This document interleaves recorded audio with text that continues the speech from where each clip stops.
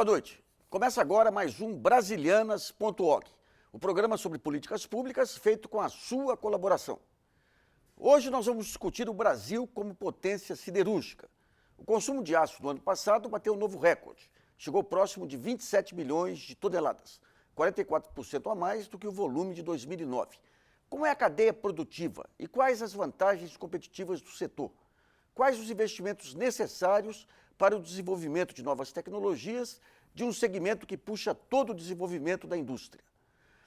O crescimento das importações de aço preocupa. Historicamente, as compras externas não chegavam a 6% da produção, do consumo. No ano passado, essa fatia bateu em 20%. A produção e o consumo de aço e ferro são, como se sabe, indicadores de desenvolvimento econômico de um país. Para discutir esse assunto, estão no estúdio, aqui em São Paulo, Julieta Aparecida Pereira, que é diretora comercial da Distribuidora Nacional de Produtos Siderúrgicos. Carlos Jorge Loureiro, que é presidente do Instituto Nacional dos Distribuidores de Aço. E Carlos Pastoriza, que é diretor da BIMAQ, Associação Brasileira das Indústrias de Máquinas e Equipamentos. E também contamos com a colaboração da repórter Ana Luísa Médici. Bom, nesse primeiro bloco nós vamos discutir a cadeia produtiva do sistema siderúrgico nacional, da extração até a entrega de produtos. Também a logística de armazenamento e exportação e os entraves do setor. Carros, geladeiras, máquinas, construção. O aço é matéria-prima essencial de vários equipamentos e objetos do nosso dia a dia. A produção no país deve ser quase 20% maior do que em 2010 e chegar a quase 40 milhões de toneladas.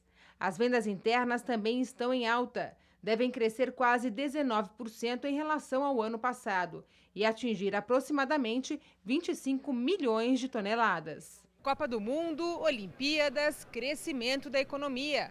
Fatores que devem puxar ainda mais a demanda por aço no Brasil. A expectativa é que nos próximos 4 anos o consumo do produto cresça 20%. Para o diretor da Vale, a maior produtora de minério de ferro do mundo, apesar do aumento do consumo do aço, o país ainda tem muito a crescer. Nós já temos um centro de distribuição operando em Omã, no Oriente Médio, e estamos construindo um novo centro de distribuição na Malásia. Bom, para abrir aqui o nosso debate, eu queria que explicasse um pouco o que é essa cadeia produtiva do setor, desde a extração do minério até a ponta. Eu vou pedir primeiro para o Loureiro para dar esse quadro geral. A siderurgia começa principalmente no minério, certo? Depois, junto com o minério, carvão, que são os dois principais insumos da siderurgia. O carvão, infelizmente, todo ele importado, o minério todo ele nacional e mais outros insumos. Mas, basicamente, esses dois insumos são responsáveis por 60% do custo da siderurgia. A seguir, nós temos usinas e na produção, depois temos o INDA, que é meu instituto, que congrega os distribuidores, que faz a parte de distribuição de aço e o aço hoje vai 70% mais ou menos direto a consumidores e 30% atinge os consumidores através dos seus distribuidores. Então, na cadeia, nós temos uma parte de distribuição que nada mais é que, vamos dizer, um meio de chegar aos consumidores finais. E aí nós temos consumidores finais, ou que são, vamos dizer, a indústria representada pela BIMAQ, por exemplo, de máquinas e equipamentos, temos e os dois grandes outros setores, que é automobilístico, que é responsável por mais ou menos 1/3 do consumo, e a construção civil, que é o responsável por uns 26%, 28%. Então, pegando esse... e lógico que isso tudo, uma parte sempre indo através da distribuição. E aí temos os produtos finais. Essa é a nossa cadeia. O Pastoriza, que é da BIMAQ, eu queria saber os tipos de aço que vocês adquirem e dentro do espectro da BIMAQ, quais são os tipos de indústrias que consomem e o produto que sai na ponta. Mas, enfim, é o seguinte, como o Loureiro disse agora há pouco, o setor de máquinas como um todo, incluindo máquinas agrícolas, máquinas para plástico, para construção civil, têxteis, gráficas, etc., deve corresponder grosseiramente a 1/3 de todo o consumo de aço do país. No caso da BIMAQ, nós representamos 4.000 fabricantes desses bens de capital, como nós chamamos, né? E desses 4.000, existe talvez uma dúzia, se tanto, que têm consumo suficiente para adquirir o seu aço diretamente das usinas, que é a chamada a cota de usina, né? Que é um volume, pelo menos acho que hoje na faixa de 300 toneladas mês, você já consegue ter cota de usina. Ou seja, a avassaladora maioria, 99% dos associados nossos, tem que comprar a jusante da usina, quer dizer, seja de uma distribuidora, de uma revendedora, né? Como é o caso da nossa colega aqui de mesa, né? Se você pegar os tipos de perfis e os tipos de ligas envolvidos, você tem uma matriz aí que dá milhares, sem medo de errar, de combinações, né? Você tem as chapas que se utilizam para fazer a parte externa, né? As carcaças dos equipamentos. Você tem os perfis ou as barras que depois de usinadas vão compor as peças do equipamento, né? Então, são literalmente milhares de combinações. E depois você tem também a parte importada, né? Ligas que não existem no Brasil, por serem muito específicas, tradicionalmente o fabricante de máquinas tem que importar, ou sozinho ou em consórcio. E agora, ultimamente, nos últimos anos, por conta desse custo do Brasil e do câmbio, tem acontecido cada vez mais um fenômeno preocupante que você mencionou no início do programa, que é a importação de aços que se fabricam de fato no Brasil. Quer dizer, não é para complementar a fabricação, mas simplesmente por uma questão de custo. Eu queria entender um pouquinho o impacto dessa importação na cadeia produtiva, no caso da BIMAC, já que os índices de emprego continuam estáveis. O que está acontecendo aí? Então, Luiz, é uma coisa curiosa que ocorre. Nós estamos perdendo, os fabricantes de máquinas no Brasil, participação de mercado progressiva. Para te dar um número, há 10 anos, do total de máquinas de todos os tipos consumidas no mercado brasileiro, 60% eram fornecidas localmente, por empresas estabelecidas no Brasil. 10 anos depois, esses números se inverteram. Hoje, 60% do consumo aparente é de máquina importada. Isso que a gente chama lá na BIMAC de importação do mal. A importação do bem é a que ocorre, como ocorria no passado também nos aços, né? Quer dizer, máquinas que não se fabricavam no Brasil, normalmente de mais alta tecnologia, de pequena escala, eram importadas e isso ajudava a indústria a se desenvolver. Hoje está havendo uma importação muito grande de máquinas chinesas, às vezes de qualidade inferior até ao que é fabricado no Brasil, puramente por uma questão de custo. Apesar desse movimento, e apesar também do movimento de desnacionalização progressiva dos componentes que vão dentro de uma máquina fabricada no Brasil, que o fabricante brasileiro é obrigado a fazer para se apropriar um pouco desse câmbio barato, apesar disso não está havendo ainda um efeito nocivo em termos de emprego, diretamente no fabricante de máquinas. Porque o fabricante de máquinas, como outros setores aqui da indústria brasileira, nos últimos 20 anos fizeram um enxugamento muito forte das suas atividades e uma desverticalização. Então hoje, tipicamente, um fabricante de máquina, ele subcontrata uma boa parte da sua usinagem, da caldeiraria e pintura da carcaça da máquina, da montagem do armário elétrico e assim por diante. No momento em que o fabricante de máquinas começa a importar esses componentes de fora para deixar sua máquina aqui mais competitiva em relação à máquina importada, ele não desemprega, mas ele desemprega a montante. Então, o seu pequeno fornecedor de usinagem, de caldeiraria, de armário elétrico, esse sim é o que deixa de ser um microempresário com valor agregado para se transformar, de repente, num vendedor de cachorro-quente na esquina. Então, isso que eu queria ver com o Loureiro, quer dizer, as estatísticas, enquanto você vê toda essa discussão que ocorre no âmbito dos jornais, alguns economistas de mercado, mostrando estatísticas de máquina para mostrar que não está havendo desindustrialização. O pastor Isa colocou agora que você tem um universo aí que está sendo varrido do mapa. Esse universo entra nas estatísticas? Como que vocês fazem com essa mudança de perfil do setor? Nós temos um levantamento, que é um levantamento muito, vamos dizer, feito pelo IABR, que a gente participa dele, que chama comércio indireto de aço. Ou seja, quando você tem o aço, como você apresentou aí no começo da tua apresentação, falando sobre a importação e um consumo aparente de 27 milhões de toneladas. Você tem, além disso, você tem a importação de bens, de aço contido em bens. E isso gera uma importação e exportação, gera a importação de aço contido, o ano passado foi 4 milhões e 200 mil.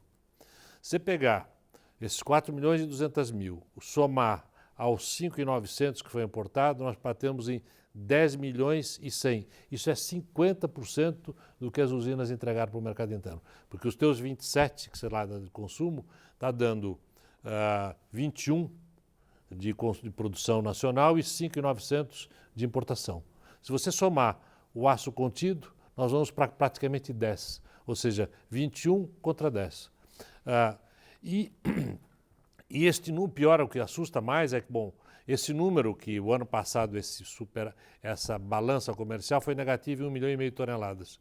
Esse número, em 2004, era positivo em 2 milhões de toneladas. Então, ou seja, nós caímos de 2 milhões para 1,5 milhão. E como é que está isso indo? O primeiro trimestre, que já está fechado, está dando um crescimento na balança de comércio indireto de aço de 82%. Ou seja, se isso se configurar por ano inteiro, nós vamos fechar esse ano com um déficit na balança comercial indireta de 2 milhões e 700. Ou seja, é um negócio absurdo. E isto é de industrialização clara e evidente. Na veia, isso é na veia. Então, ou seja, você imaginar que hoje, do aço consumido no Brasil, 10 milhões foi importado por uma entrega das usinas de 20, veja que o Brasil deixou de ser o país do aço. Julieta, como que a sua empresa analisa aí os fornecedores? Hoje tendo uma visão global, pegando oportunidades de importação daqui ou dali, e na outra ponta dos seus clientes, o que está ocorrendo? Hoje são empresas que estão importando que na época nem era do ferro e aço, nem trabalhava. Hoje, por exemplo, a gente vê transportadora de uma grande condições, hoje estão importando e estão distribuindo no mercado. E quais são os principais países aí que fazem essas ofertas? A maior parte é a China mesmo, né? Turquia, enfim, assim vai. Agora, essa questão dos fornecedores, dos terceirizados da BIMAC, há algum trabalho aí, pastor Isa, para levantar estatisticamente porque, na verdade, esses terceirizados deveriam ser os embriões de futuras empresas cada vez maiores. E pior do que isso, o drama, nós perdemos com isso tecnologia embarcada e perdemos lá no futuro a capacidade, no limite, até de retomar essa indústria, caso amanhã depois o câmbio e o custo do Brasil se resolvam, né? Bom, a repórter Ana Luísa Médici tem uma questão enviada ao site brasilianas.org. Lembrando que o programa de hoje ainda é gravado, então você aí em casa não poderá enviar perguntas. Ana. Bem, a primeira pergunta é a seguinte: a cadeia produtiva da mineração vai desde a extração da matéria-prima até a entrega de produtos semi-acabados, o que demanda grandes operações logísticas de transporte e armazenamento. Quais são os principais gargalos que permeiam essa cadeia hoje? E nós estamos preparados para atender a demanda de aço de construções da Copa e das Olimpíadas? Eu diria para você, com relação a a capacidade de produção de aço, por exemplo, para a construção civil, que é o caso de Copa, etc., o Brasil está muito bem. Inclusive tem, vamos dizer, unidades fabris bem espalhadas pelo Brasil. Eu não vejo nenhuma possibilidade de haver falta de aço. Isso aí não seria uma coisa muito difícil. Existem algumas faltas específicas. Por exemplo, uma das importações que o Brasil faz é trilhos. Por que importa trilhos? Porque para você produzir trilhos, você precisa ter um volume mínimo. Hoje, para você colocar um laminador de trilhos, que seria ao redor de 2 milhões de toneladas. O Brasil hoje consome ao redor de 400 mil. Então, não é viável. Seria viável se você produzir e aí ter que exportar. Na hora que você for exportar, você vai encontrar um mercado hoje muito competitivo e que o produto brasileiro não tem competitividade. Loredo, a Julieta mencionou um pouquinho aí esses novos players que estão entrando no mercado aí para importação. Dê mais detalhes do que é essa nova onda. Você citou agora há pouco que o ano passado a importação atingiu a 20% do consumo aparente. Esse número, se você olhar especificamente, por exemplo, planos, ele foi 24%. E durante o ano, você chegou a ter, em dezembro, 28%. O que aconteceu? Por uma questão de um mercado muito aquecido no começo de 2010, houve uma pseudo-escassez. Todo mundo correu para comprar, quis comprar um pouco mais, etc. Não encontrou. O preço do aço permitiu você importar, porque tinha um prêmio muito alto. E aí começou a haver importações. E começou a ver o pior que aconteceu, que foi o que aconteceu no final do ano passado, que deu esse surto brutal, importadores que não são do mercado. Ou seja, pessoal que entrou no mercado fazendo a parte de ponta, das duas pontas, um comprador brasileiro e um exportador lá fora, começou a ver as grandes vantagens e começou então a passar a fazer a importação por eles próprios, ou seja, uma especulação, não no mau sentido, via espaço para ganhar dinheiro, começou, como falou a nossa colega aqui, sobre até transportadoras. Realmente, Teve muita gente que trabalhava com brinquedo, resolveu importar aço. E aí criou este problema que foi desse crescimento que você falou de 40 e tantos por cento, que é absolutamente fictício, esse crescimento do aço. Eu diria para você que o consumo aparente, normalmente, se você olhar para trás, nos últimos anos, você tem uma razão de duas vezes o crescimento do PIB. Se o PIB cresce 7,5%, normalmente o aço, isso nos últimos 20 anos, o crescimento do PIB sempre uma regressão de 2. Então, se o crescimento foi 7,5%, o crescimento do consumo real do aço deveria ter sido 15%. Se o aparente cresceu 40%, o que é que nós temos aí? Temos talvez os 15%, você põe mais uns 4, 5 para ajustes de estoque, nós tivemos 20% do consumo de aço brasileiro que foi feito para estoques. Então nós entramos em 2011 com mais ou menos, por isso que a nossa colega aqui fala de excesso de ofertas, porque realmente se importou muito mais do que é o consumo. Teve uma bolha do aço. Uma bolha do aço. E aí criando condições, como ela fala agora aqui, de todo dia recebe uma oferta mais barata. Justamente porque essa bolha precisa esvaziar. E o aço não tem jeito, ele chegou aqui no Brasil, está aqui dentro, ele precisa ser vendido. E tem um custo de estocagem diário. Diário. Bom, nós vamos fazer um intervalo e voltamos daqui a pouco.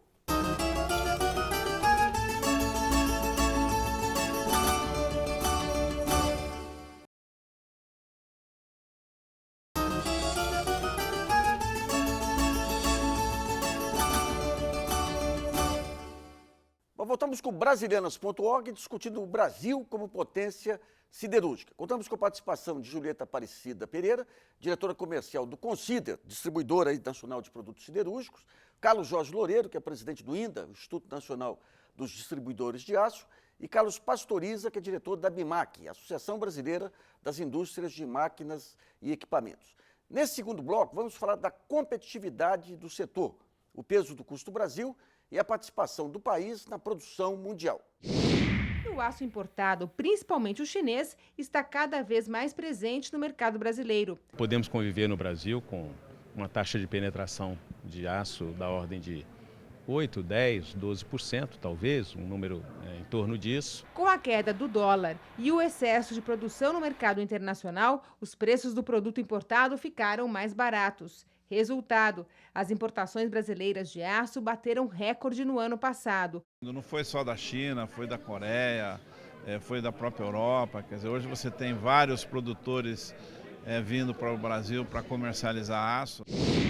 Bom, a BIMAC andou preparando um trabalho sobre essa questão do custo Brasil no setor. Eu queria que o Pastoriza resumisse aqui as principais conclusões do trabalho. Luiz, o que nós tentamos fazer foi um trabalho para quantificar essa questão do custo Brasil, que se fala muito, mas ninguém tinha dados para isso, né? Então, nós fizemos a seguinte comparação teórica. Pegamos uma empresa fabricante de máquinas alemã e imaginamos que ela fosse transplantada com equipamentos, com processos, com gente da Alemanha para o Brasil, com os alemães.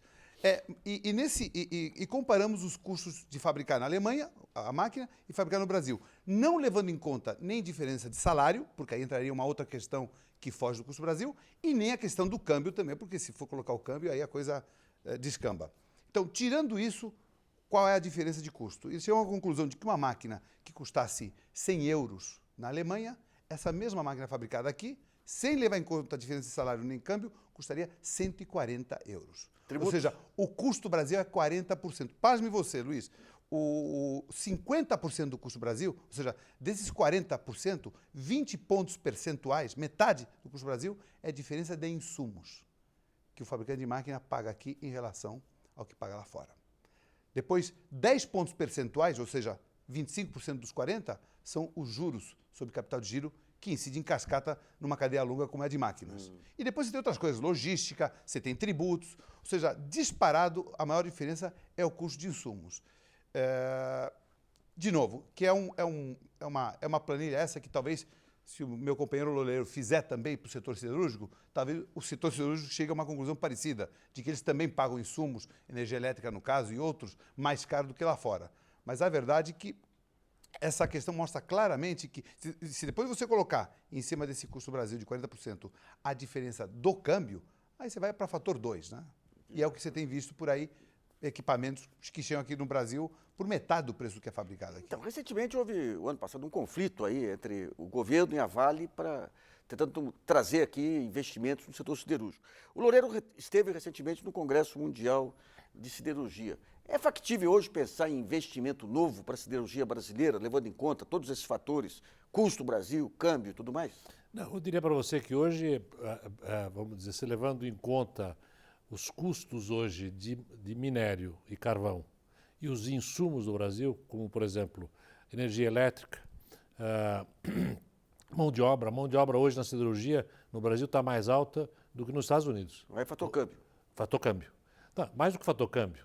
Você pegar há um ano atrás para hoje, a mão de obra subiu ao redor de 10%, o câmbio subiu 6%. Quer dizer, se a gente tinha uma condição de mão de obra há um ano atrás, ela hoje está 16%, 15% mais alta. Porque lá nos Estados Unidos não subiu a mão de obra, por causa do problema que eles têm lá de econômico, e aqui subiu 9, 10 e o câmbio subiu 6. Então você vê, essa situação só nesse setor, pegando um ano atrás, subiu 16%.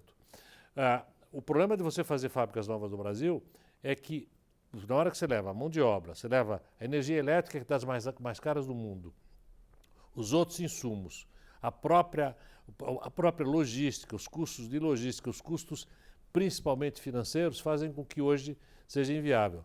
A maior prova do que eu estou falando, quer dizer, nós não estamos trabalhando em cima de nenhuma hipótese.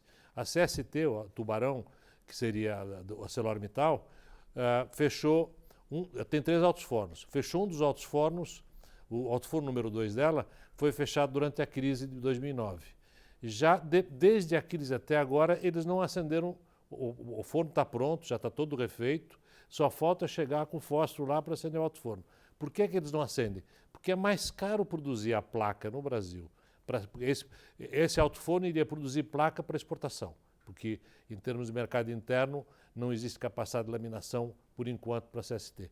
Então ela teria que exportar. Se ela exportar, ela gera, ou seja, o custo de exportação dela é menor do que o custo variável. Então, é preferível ter o alto forno parado do que produzindo. Ora, se você tem um sujeito que tem um alto forno pronto, zero de investimento, ele não o faz produzir, como é que você quer que no Brasil alguém faça um outro alto forno para produzir e ter os custos de investimento? Então, o que você está falando, mesmo tirando o custo do dinheiro, do capital, tudo aí, ou seja, continua inviável. Continua inviável você produzir para exportar. Só é viável se você produzir para entregar no mercado interno, onde você tem algumas vantagens de logística, etc. Mas produzir ou a placa ou a bobina quente para exportação, hoje não é interessante para o Brasil. Qual seria o dólar que permitiria dar um mínimo de competitividade? Ao redor de uns R$ 2. R$ 2 no mínimo. A Fiat disse que menos de 2,50 não fica competitivo. R$ 2 você consegue sobreviver e consegue eventualmente fazer alguma... Então, isso mostra só que para você produzir mais usinas siderúrgicas, como quer o governo e como a Vale está desejando, você precisa ter um viés político nisso aí. Ou seja, você fazer isso porque interessa no Pará, para você, em vez de exportar só minério, começar a ter também produção de aço. Mas eu diria que hoje é absolutamente inviável. Se me permite, um economista disse uma vez que não há país que tenha uma indústria competitiva sem que tenha um câmbio competitivo. Claro. E é o que nós temos hoje aqui no Brasil. Quer dizer, o nosso câmbio é de uma falta de competitividade tal que nós conseguimos sobreviver nas exportações naquilo em que nós temos uma vantagem natural tão escancarada. Mas olha o que está acontecendo, Luiz. Hoje, nós somos talvez o maior produtor e exportador de celulose do planeta. Ao mesmo tempo, 50% do papel que nós consumimos, esse está na tua mão, metade está vindo de fora. Algodão. Somos o maior produtor e exportador de algodão do planeta, o segundo, acho que depois da Índia. Pela primeira vez na história, nós estamos com um déficit de 7 bilhões de dólares na balança de tecidos e de confecções. Aço, o Loureiro deu os números. Quer dizer, nós estamos exportando, na verdade, minério de ferro e estamos exportando o aço embutido, o termo que ele usou, né? O aço equivalente embutido em máquinas, em eletrodomésticos e carros. É o que está acontecendo. Nós estamos reprimarizando a economia. Estamos voltando a ser o Brasil colônia, que éramos há 5 séculos atrás. Julieta, uma das vantagens competitivas, uma das barreiras, digamos assim, à entrada de produtos importados são esse negócio da manutenção, assistência técnica. Nesse setor, como é que faz?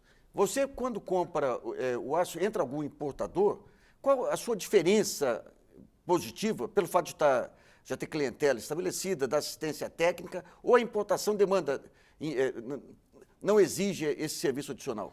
Não, aí no caso, hoje a importação, por incrível que pareça, vem com certificado, vem com qualidade, então dificilmente, uns tempos atrás tinha assim, algumas empresas, se for da China, eu não quero, né, o certificado, não quero o material.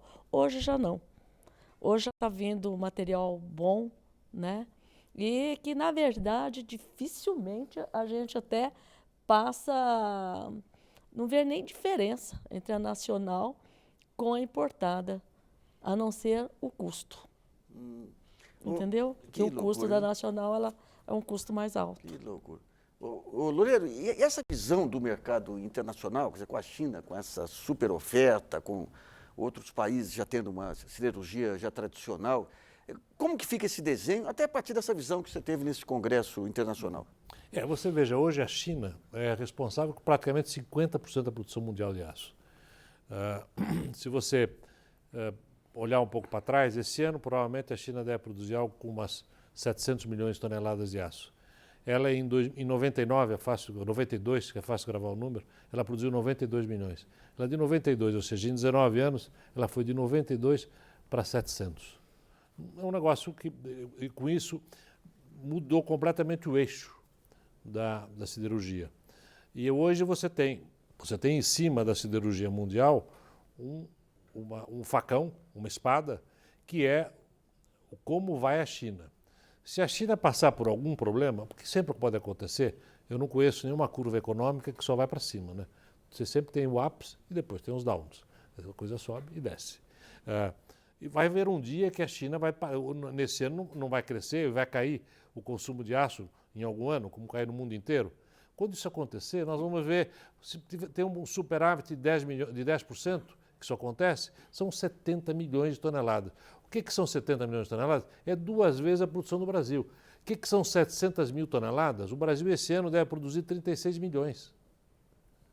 Certo? A China simplesmente tem a produção de 20 Brasis. Que loucura, que loucura. Pastor Iso, a BIMAC recentemente até pleiteou aí uma defesa comercial, algumas barreiras para importação, mas se você for pegar em toda a cadeia de insumos, o problema é o mesmo, aí de falta de competitividade. Qual que é a saída enquanto não se resolve o câmbio? Olha, é uma pergunta difícil essa, viu, Luiz? Porque o grande problema é esse câmbio artificial que nós estamos tendo por causa dessa situação que nós estamos vivendo mundial, né, de liquidez no mundo inteiro, principalmente os Estados Unidos, né, que estão monetizando sua dívida. O próprio crescimento do consumo doméstico, por incrível que pareça, também é culpado dessa história, porque esse consumo está sendo muitas vezes financiado com capital que os bancos estão trazendo de fora, e está inundando mais de dólar, então o real continua subindo. Algumas medidas paliativas, seria a primeira, você acabou de falar, quer dizer, a defesa comercial que o Brasil tem é uma vergonha, é uma brincadeira. Quer dizer, nós temos 42 funcionários lá em Brasília, no DECOM, fazendo o que conseguem fazer, mas, para você ter uma ideia, o DECOM, o Departamento de Defesa Comercial dos Estados Unidos, tem 3.500 funcionários. Nós temos 42 gatos pingados lá, quer dizer, e o Brasil, do tamanho que é continental, nós temos uma peneira pelo qual entram descaminhos, né, importações fraudulentas, subfaturadas e com falsidade ideológica por todos os meios que você possa imaginar. Então, defesa comercial seria um paliativo. No caso de máquinas e equipamentos, especificamente, a perenização de financiamento competitivo a longo prazo, que é fundamental para você poder vender competitivamente máquina. Nós temos hoje o Finame PSI, que é esse Programa de Sustentação de Investimento, que o professor Luciano Coutinho Bendessi lançou durante a crise econômica, foi prorrogado. Estão pedindo para que ele se perenize, que é um financiamento até 10 anos, até 2 de carência, juros compatíveis com o que o resto do mundo pratica. A outra coisa que a gente pede é a desoneração total dos investimentos. O Brasil ainda é um dos poucos países do planeta que tributa quem compra máquina. É uma barbaridade, né? Quer dizer, todo país prefere preservar, porque a máquina é árvore. Então, não tribute a árvore, tribute o fruto da árvore, quer dizer, o produto que a máquina vai fabricar. Nós ainda pagamos PIS, COFINS, em alguns casos, ICMS, em alguns casos chega a 30% do valor da máquina. Então, estamos pedindo isso também. Mas tudo isso somado, Luiz, a verdade é que tudo isso é uma fração apenas da recuperação da competitividade perdida por conta do custo Brasil mais câmbio. Bom, vamos a mais uma pergunta que a Ana Luísa selecionou do site brasilianas.org. Ana. O setor siderúrgico brasileiro passa por um momento muito difícil na Bolsa de Valores, Mercadorias e Futuros, a BMF-Bovespa. Boa parte dos papéis das grandes companhias vem registrando um desempenho muito inferior ao do principal indicador do mercado, o índice Bovespa. Qual é a tendência do mercado, já que a tendência do preço é de queda? Hoje você tem a maior prova, vamos dizer, de que as usinas estão no seu limite em termos de poder fazer alguma coisa em termos de preço e de competitividade, ou seja, de fornecer insumos melhores, são os resultados que a gente teve, analisando os resultados do primeiro trimestre, principalmente na área siderúrgica. Para você pegar o caso, por exemplo, de Usiminas, você vai ver que o resultado foi um resultado muito fraco. E foi fruto do quê? Foi fruto de necessidade de descontos que eles foram obrigados a dar em função da avalanche que houve de importações. E tiveram que dar uns descontos que funcionou, tanto que provavelmente este ano as importações deverão estar ao redor de uma queda de 50% a 55% em relação ao que foi o ano passado. Mas isso foi feito a custo vamos dizer, da vitalidade das usinas siderúrgicas. Com relação a futuro, eu diria para você que não vejo... os preços lá fora estão, vamos dizer, eles têm uma tendência de que, ou seja, estão fazendo o que o americano chama o snake, ou seja, cai um pouco, sobe um pouco, cai um pouco, sobe um pouco, porque também elas não têm jeito de cair, por exemplo, abaixo dos níveis atuais, em função do preço do minério e do preço do carvão. Hoje o minério está num nível, para você ter uma ideia, hoje numa tonelada de aço, hoje o minério e carvão são responsáveis por 65% do custo do aço. A logística, como é que fica aí para comparar o importado com o nacional? Com relação ao insumo em si, a usina, quando importa, ela tem realmente um aumento de custo muito baixo. Porque você tem uma exportação, por exemplo, de minério feito de Carajás, onde o frete de Carajás até a China está dando 12, 13 dólares por um produto que custa 150, 160 dólares. Então, hoje é menos 10%. Isso já foi 50% do valor. Nós não podemos esquecer que... com a elevação do preço, o peso relativo do frete reduziu. Então, hoje isso não é fundamental. Aliás, isso é o que explica, por exemplo, se nós tivemos 13 bilhões de superávit na balança comercial esse ano. A exportação de minério, só minério de ferro, foi 20 bilhões. Se a exportação do minério de ferro não tivesse acontecido, nós tínhamos 7 bilhões de déficit na balança comercial. Isso que explica a tentativa da Companhia Siderúrgica Nacional de avançar em cima da Usiminas. Ela ganha no minério. Ou seja, o minério hoje é fundamental. Quer dizer, se o minério fosse... Não podemos esquecer que no início dos anos 2000, uma tonelada de minério custava 14 dólares. Hoje custa 140. Então, se nós tivermos hoje com os preços de há 10 anos atrás, a balança comercial de exportação o exportação de minério estaria dando 2, 3 milhões. Não vou dizer que eu não quero esses 20 aqui no Brasil, mas isso explica esse dólar nosso barato, porque estamos falando só do minério. Se você puser outras commodities, então aquilo que você está falando da gente ser um exportador de commodities é realmente... Pastor Luiz, recentemente a BIMAC parece que abriu um escritório na China. Fechou já. Já fechou? Pois é, rapaz, olha, é uma história curiosa. Nós, em 2007, fomos, até onde eu saiba, a primeira e a única entidade patronal brasileira a abrir um escritório na China. Inclusive, fui eu pessoalmente lá para conseguir achar um chinês lá, uma mosca branca, um chinês que tinha estudado língua portuguesa na faculdade e tinha vivido no Brasil, então dava para a gente conversar com ele. Então, montamos um escritório lá em Pequim e a ideia é que ele fosse um escritório para captar oportunidades de exportação para a China. Porque a China, veja bem, a China, apesar de que ela exporta 50 bilhões de dólares de bens de capital para o resto do mundo, ela importa 25 bilhões de bens de capital. Então, ela também é uma grande importadora, né? E o que aconteceu? Né? To cut a long story short, como se diz nos Estados Unidos, depois de 2 anos de funcionamento desse escritório, nós fizemos um levantamento estatístico, houve 100 demandas, aproximadamente, dos nossos associados, de gente que pediu a consultoria do escritório, que foi lá para que o nosso escritório ajudasse ele a visitar uma feira, visitar um cliente, etc. Desses 100 casos, 97 era para achar fornecedor. Só 3 casos eram, de fato, de casos de potencial exportação futura. Então, obviamente, nós vimos que não tinha nenhum sentido, nós que somos a entidade que defende a indústria nacional, ficar abrindo um escritório para facilitar a importação, ainda que a nível microeconômico faça sentido. Então, tivemos que fechar o escritório. Porque, basicamente, por mais que você fizesse força, a questão do câmbio atingiu uma proporção tamanha que não há o que exportar para a China com esse câmbio. Você pega o país que o mais pujante do momento e você não tem um nicho de mercado que caiba um produto brasileiro por conta do câmbio. E vou mais longe, Luiz, para você ter uma ideia. Na década de 80, o Brasil... Existem poucos países no mundo que têm uma indústria de bens de capital significativa. Aliás, é um índice de desenvolvimento de um país. É um clube que não passa de 15 países. Dos mais de 200 do mundo, só 15 têm uma indústria de bens de capital significativa. Os outros todos são basicamente importadores. O Brasil faz parte ainda desse clube seletíssimo. Só que na década de 80, o Brasil era o 5º maior produtor de bens de capital do planeta. Hoje nós estamos em 14º lugar e perdendo lugares rapidamente. Isso aconteceu principalmente nesses últimos 10 anos por conta da valorização cambial. Né? Bom, vamos fazer um intervalo e Brasilianas.org volta daqui a pouco.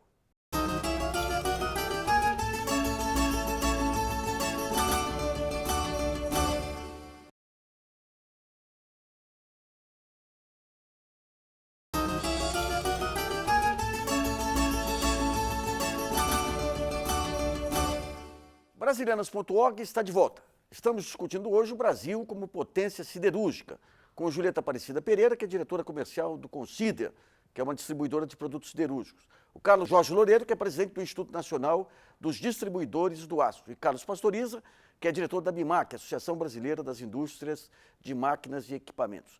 Nesse último bloco, vamos abordar a questão tecnológica. Quais as estratégias possíveis adotadas pela indústria nacional para ampliar investimento em tecnologia e qual o patamar da pesquisa mineral brasileira. Loureiro, vamos supor que você tivesse aí um custo Brasil adequado, que tivesse um câmbio competitivo. O que é o estado da arte hoje em termos de agregação de valor na siderurgia? A siderurgia é um início muito básico. Nós temos hoje, vamos dizer, por exemplo, você tem hoje tudo um equipamento que é a alma de uma siderúrgica integrada, porque hoje você produz o aço 2 vias, né? Ou através do coque e carvão, ou seja, carvão e coque, através do alto forno, ou pelo forno elétrico. O forno elétrico exige uma geração grande de sucata, então, para você ter isso, você precisa ter um país que tenha geração antiga de sucata, é o caso dos Estados Unidos, onde 45% da produção de aço é forno elétrico, e na China hoje não chega a 10%, porque é uma economia crescente, então você não tem uma geração suficiente de sucata para poder abastecer os fornos elétricos. Então você tem, na siderurgia integrada, o alto forno. O alto forno é um equipamento que tem mais de 200 anos. Ou seja, é que nem o tiar na têxtil, na indústria têxtil. Você melhora o tiar, você põe aqui, mas no final é uma lança que vai e volta com o fio, tramando com o urdume. Na siderurgia, você melhora um pouco os controles, etc., mas você tem aquele alto forno, que é algo que tem 200 anos. Então, a tecnologia para a produção do aço especificamente, você tem muito pouca coisa. Está hoje vindo um novo processo, um processo Midrex, que está se desenvolvendo, pode ser que chegue aí, mas basicamente nós temos o alto forno.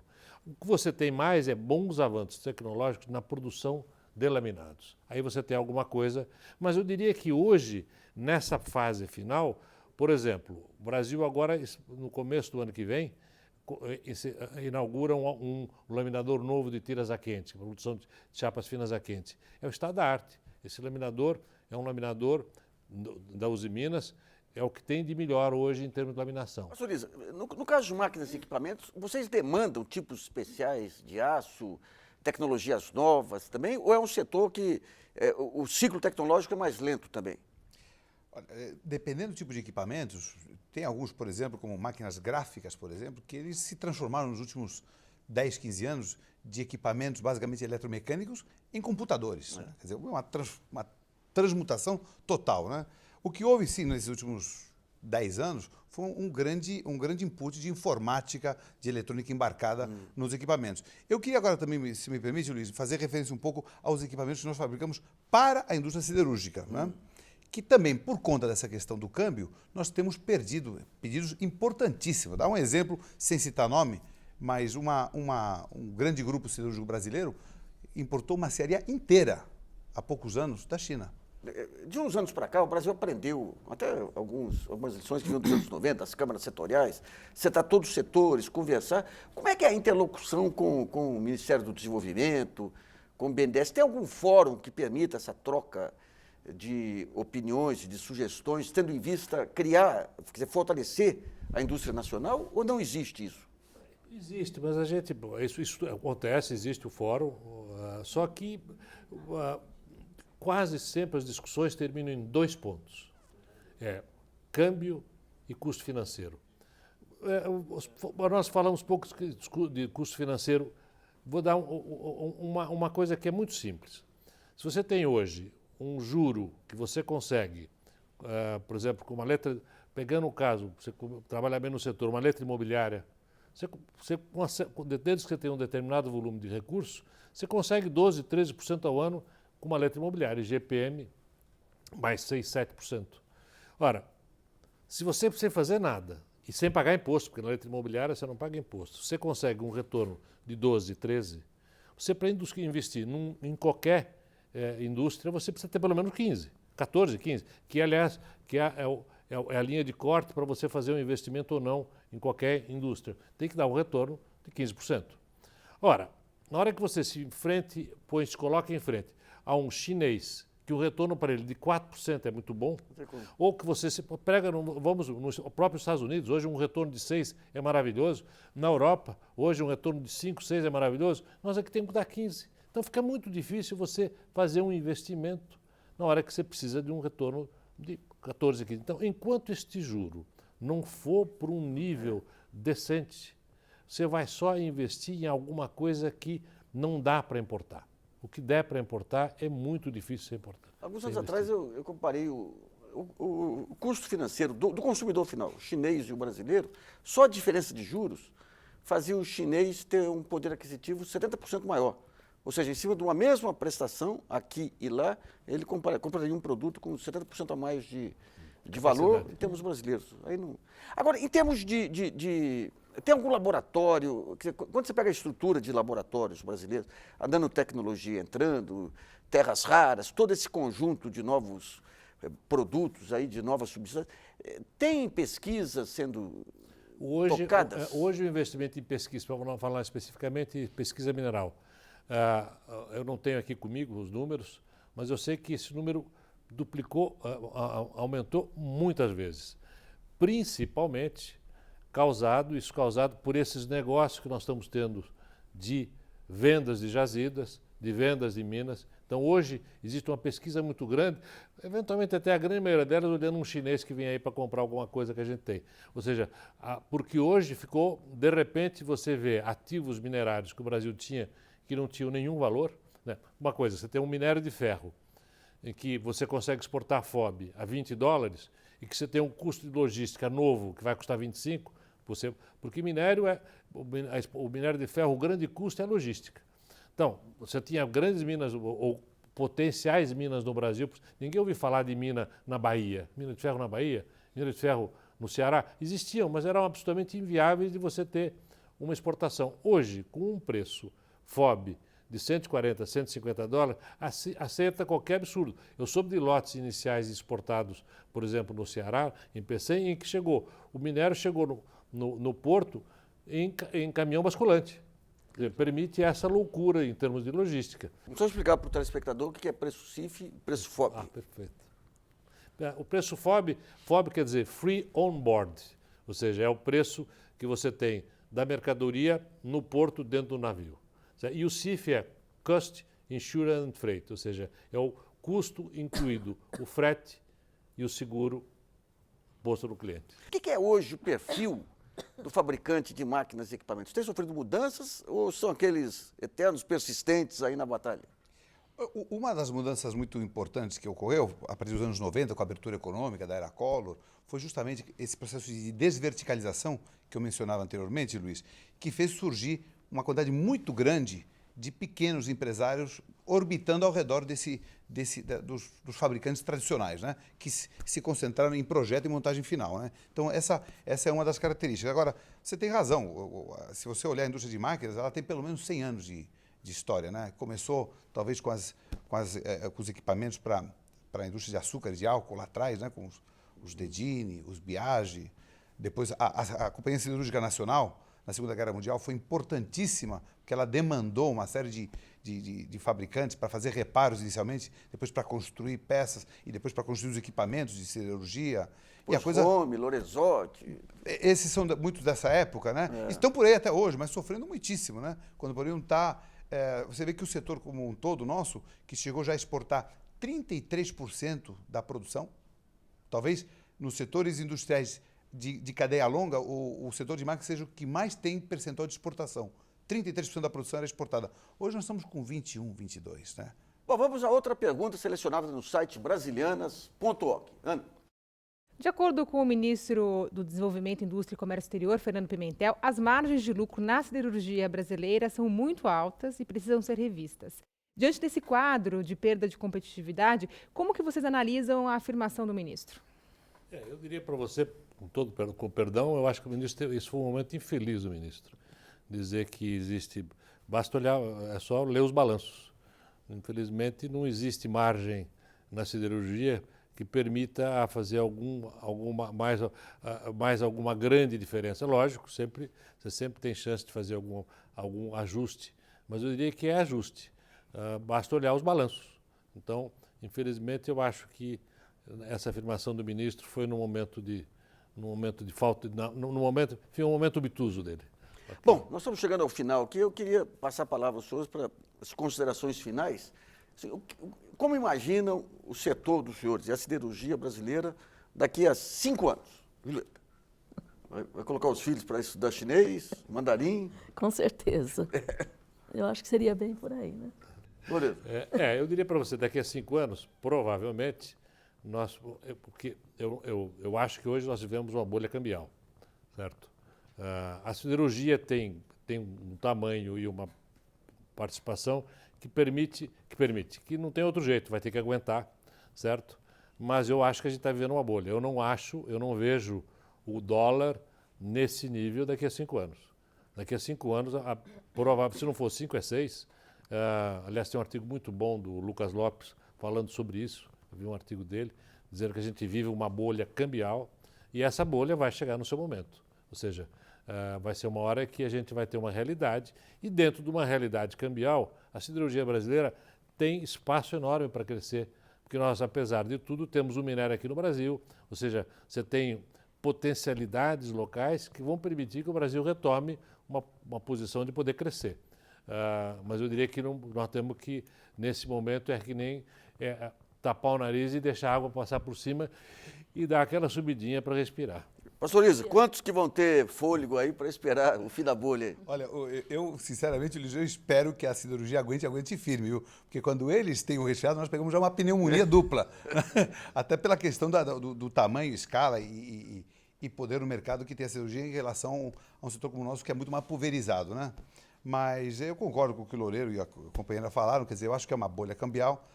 Eu acho que isso vai ter que acabar fatalmente quando os juros nos Estados Unidos aumentem e a diferença de especulação financeira não seja tão interessante, ou quando houver um ajuste para baixo dos preços das commodities, que por enquanto estamos surfando essa onda e está segurando as nossas contas externas. Quando acontecer isso, e até lá, que a gente não sabe quando vai acontecer, a estratégia de todos os setores, sem dúvida, que é de sobrevivência. Agora, há uns que estão em situação muito mais delicada do que o outro. Quer dizer, o setor de bens de capital seguramente é um dos que está, por ser de cadeia longa, onde o custo do Brasil afeta com muito mais veemência, onde o produto é muito mais tradable, não existe nenhuma barreira logística, porque o preço de frete para a máquina é absolutamente irrisório. Nós estamos na linha de frente para sermos distintos, se não houver mudança rápida. Bom, Brasilianos.org vai terminando por aqui. Agradeço a participação dos nossos convidados que vieram ao estúdio. A Julieta Aparecida Pereira, que é diretora comercial do Consider, que é uma distribuidora de produtos siderúrgicos, o Carlos Jorge Loureiro, que é presidente do Instituto Nacional dos Distribuidores de Aço, e o Carlos Pastoriza, que é diretor da BIMAC, Associação Brasileira das Indústrias de Máquinas e Equipamentos. Você que nos assiste, participe do site www.brasilianas.org, mandando perguntas, trabalhos e vídeos. Esse espaço aqui também é seu. E nós voltamos na próxima segunda-feira, às 10 da noite, aqui na TV Brasil. Até lá!